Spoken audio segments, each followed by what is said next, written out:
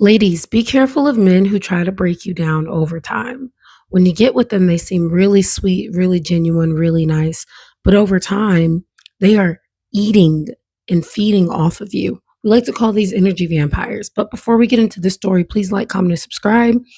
And please be respectful in your comments or you will get deleted. So, anyways, at the age of 21, I met a guy who was 31, 10 years older than me, and he was blind. And I was thinking, oh, okay, this is a cool little thing. He's not going to objectify me like other men do, and he probably won't play with my heart. That's what I get for thinking. Okay. Ladies, when I tell you, he's now my ex husband, by the way. So, took me a long time to learn. We were married for 5 years, dating for a total of 7. This man would say things to me like, "You're part of the cool kids club. You're part of the pretty people's club."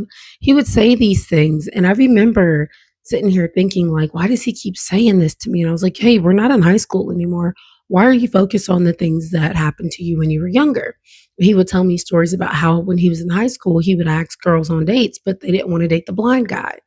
And I didn't realize just how much resentment and how much anger he had inside. So when he finally got the woman that he wanted, the pretty girl that he wanted, he completely treated me like shit. And I had to suffer from every single rejection, every single no that he ever had. And I remember I took a lot of time to try to show him I wasn't like those women, but I don't think he cared.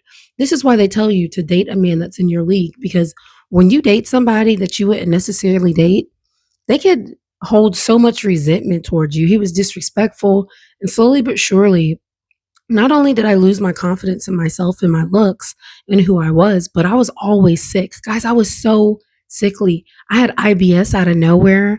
I had like hip issues and back issues. Like I was really sickly just for him and I to break up, and it seems like all those issues went away.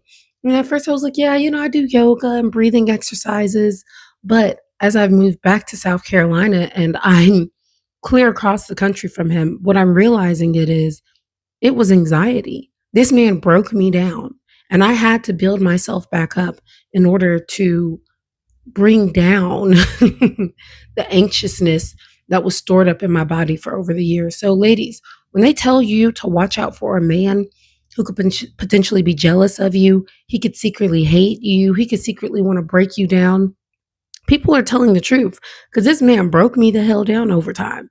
And people wouldn't believe it because he's blind, he has a disability, he just doesn't seem like he's that person.